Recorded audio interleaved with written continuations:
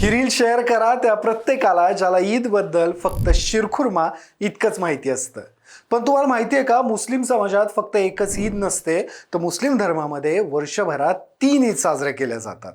मुस्लिम धर्मात 5 प्रमुख गोष्टी आहेत, त्या म्हणजे हज, यात्रा, नमाज, उपवास, श्रद्धा आणि जकात. आणि म्हणूनच रमजानच्या काळात सगळे इस्लामिक अनुयायी महिनाभराचे उपवास करतात आणि महिन्याच्या शेवटी त्यातली पहिली ईद म्हणजेच ईद उल फित्र साजरी करतात.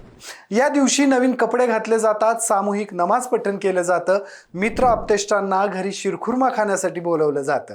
त्यानंतर येते ती दुसरी ईद, ती म्हणजे ईद उल अझा किंवा आपल्या भाषेत बकरी ईद. या दिवशी मुस्लिम अनुयायी प्राण्यांची कुर्बानी देतात आणि कुर्बानी दिलेल्या प्राण्यांच्या मांसाचा काही भाग हा दान केला जातो, जेणेकरून ज्याला कुर्बानी देणं शक्य नाही तो देखील या बकरी ईदचा आनंद घेऊ शकतो. आणि त्यानंतर येते ती ईद मिलादुन नबी किंवा जश्न मिलादुन नबी.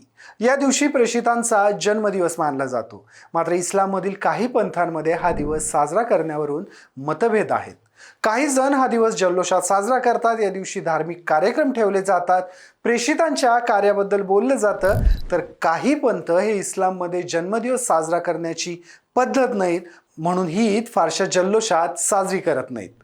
तुम्हालाही तुमच्या मित्रानं शिरखुर्मा आणि गुलगुलमे खायला बोलवलंय ना, मग त्यालाही ईद मुबारक म्हणत ही रील शेअर करायला विसरू नका. तुम्हाला ईदबद्दल ही माहिती होती का? मला कमेंटमध्ये आवर्जून सांगा.